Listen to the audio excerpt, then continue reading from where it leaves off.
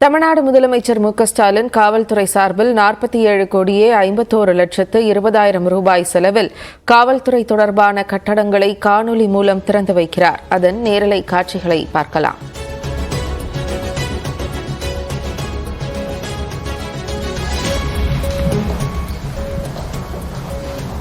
மாண்புமிகு முதலமைச்சர் அவர்களுக்கு பணிவான வணக்கங்களை தெரிவித்துக் கொள்கிறேன். மேலும் இந்நிகழ்ச்சிக்கு வருகை புரிந்துள்ள மாண்புமிகு தொழில்கள் முதலீட்டு ஊக்குவிப்பு மற்றும் வர்த்தகத்துறை அமைச்சர் அவர்களையும் தலைமை செயலாளர் அவர்களையும் காவல்துறை தலைமை இயக்குநர் அவர்களையும் சென்னை பெருநகர் காவல் ஆணையர் அவர்களையும் வரவேற்கிறேன்.